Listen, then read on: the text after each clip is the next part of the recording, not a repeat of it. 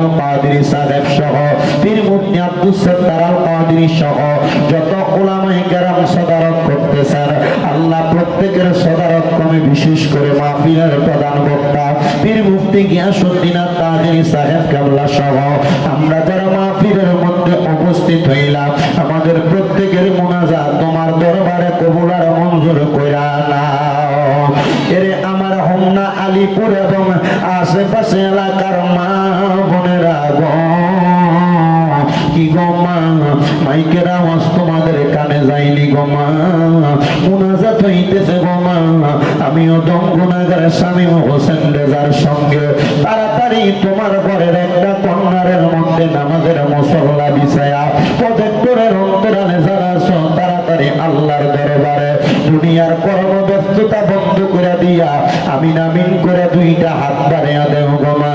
আমাদের বিশ্বাস আছে গো মা, আমার আল্লাহ একটা হাত খালি ফিরাইয়া দিবে না। এরে আমার এই এলাকা এবং আশেপাশে এলাকার ভাই বাবারা, কিরে ভাই দুনিয়ার কাজকর্ম গুলা বন্ধ হয়েছিল রে ভাই, মুনাজাত হইতেছে রে ভাই, আর কতকাল দুনিয়ার ব্যস্ততাতে সময় কাটাইবা? দুনিয়ার রং তামাশা একদিন বন্ধ হয়ে যাবে। আমার আল্লাহর দরবারে আমিন আমিন করে দুইটা হাত বাড়িয়ে দেও রে ভাই। জানি না রে আল্লাহ কোন ভাই বাবা বা বোনের জন্য জানি গো আজকের এই মুনাজাত জীবনের শেষ মুনাজাত করে হাত বাড়াইছে। জানি না রে আল্লাহ কোন ভাই বাবা বা বোনের জন্য জানি গো আজকার আলিপুরের মাহফিল জীবনের শেষ মাহফিল হয়ে গেছে। জানি না রে আল্লাহ কোন ভাই বাবা মা বোনের জন্য জানি গো তাদের এলাকার কবরস্থানের মাটি লাফালাফি করে। জানি না রে আল্লাহ কোন ভাই বাবা মা বোনের জন্য জানি গো বাসমুরার বাসগুলা পাইকা লাল লাল হয়ে গেছে। জানি না রে আল্লাহ কোন ভাই বাবা মা বোনের জন্য জানি গো কমলা দুলালপুরের বাজারের কাপড়ের দোকানে কাপড় গুলা কাটা রেডি করে রাখছি। ডাকলেনি জুড়াইব মন, জফলেনি পান ঠান্ডা হবে এনা দেখিলে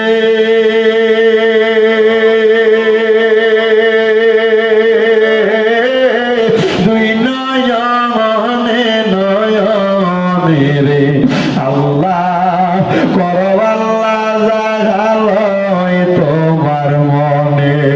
তুমি তোমার বন্ধু আদম নবীর সঙ্গে কইছিলা কোথায় আল্লাহ আরাফাতে নিয়া আমরার সঙ্গে নি কইবা কথা গো ও আল্লাহ আজরাইল পাঠাইয়া গো আল্লাহ করো আল্লাহ জাগালয় তোমার মনে। তুমি তোমার বন্ধু ইউনুস নবীর সঙ্গে কইছিলা কথায় আল্লাহ মাছের পেটে নিয়া আমরার সঙ্গে নি কইবা কথা গো ও আল্লাহ সাদা কাফনে ঢুকাইয়া গো আল্লাহ করো আল্লাহ জাগালয় তোমার মনে। তুমি তোমার বন্ধু ইব্রাহিম নবীর সঙ্গে কইছিলা কোথায় আল্লাহ নমরুদের আগুনে ফালাইয়া আমরার সঙ্গে নি কইবা কথা গো ও আল্লাহ অন্ধকার কবরে না মাইয়া গো আল্লাহ করো আল্লাহ জাগালয় তোমার মনে। অবশেষে আমার নূরের নবীর সঙ্গে কইছিলা কোথায় আল্লাহ মেরাজতে নিয়া আমরার সঙ্গে নি কইবা কথা গো ও আল্লাহ আমার নবীর সামনে রাখিয়া গো আল্লাহ করো আল্লাহ জাগালয় তোমার মনে। বাবু গো মায়ার নজর করে তাকে দেখেন গো আল্লাহ আলিপুরের মাদ্রাসার মাহফিলে কে জানি হাত বাড়াইছে, কার জানি জগতের মধ্যে আব্বা নাই। যে বাবা রিক্সা চালাইয়া মাটি গাইটা মাথার গাম পায়ে ফালাইয়া পরের বাড়িতে বদলার কাম কইরা সন্তানদের মানুষের মতো মানুষ করার জন্য আব্বা পরিশ্রম করছে, এমন আব্বা যাদের অন্ধকার কবরে রে আল্লাহ আব্বার কবর জান্নাতের বাগান বানায়া দাও। ও দয়া ফরিয়াদ তোমার দরবারে আজকের মুনাজাতে কে জানি হাত বাড়াইছে, কার জানি জগতের মধ্যে মানা যেই মা 10 মাস 10 দিন গর্ভে ধারণ কইরা সন্তানের প্রসব বেদনা সহ্য করতে মার বড় কষ্ট হইছে, এমন মা যাদের অন্ধকার কবরে রে আল্লাহ আমার কবর জান্নাতের বাগান বানিয়ে দাও। আল্লাহ আজকে 3 দিন হয় কুরবানির ঈদ চলে গেছে, অনেক সন্তানেরা কুরবানি দিছে, মা বাপ দুনিয়াতে বাইতে থাকতে কুরবানি দেওয়ার সামর্থ্য ছিল না। দয়া একটা ছেলে দুবাই থেকে কল দিয়া মাঝে মাঝে দোয়া চাইতো, ওই ছেলেটা আমার কত কয়দিন আগে ফোন দিয়া কইতাছে হুজুর আমার আব্বা জান ঘরের গাই গরুটা বিক্রি করে আমার বিমানের টিকিট কাইটা আমারে পাঠাইছে। আমার আব্বার বড় স্বপ্ন ছিল এই গরুটার পেট থেকে যে বাচ্চাটা হবে ওই বাচ্চাটা কোরবানির জন্য রাইখা দিবে। আমি আমার আব্বারে কইছি বাবা আপনি না কোরবানির নিয়ত করছেন, আপনি দি গরুটা বিক্রি করে দিতেন। হুজুর আমার আব্বা আমার এয়ারপোর্টে নামাইয়া দিয়া যাওয়ার সময় বলতে পুত্রে বিদেশ যে কামাই করলে তোর ইনকামের টাকা দিয়ে আমি কোরবানি দিব। হুজুর আমার ব্যাংকের টাকার অভাব নাই, আজকে 3 মাস হয়ে যায় আমার আব্বা আমার ছাইরা দিয়া দুনিয়া থেকে বিদায় হয়ে গেছে। আমার মায়ের ইন্তেকালের পরে আমার আব্বা আমরারে বড় কষ্ট করে মানুষ করছে। হুজুর আমি 2 লক্ষ টাকা দিয়ে একটা গরু কিনা কোরবানি দিতেছি, কিন্তু আমার আব্বা না।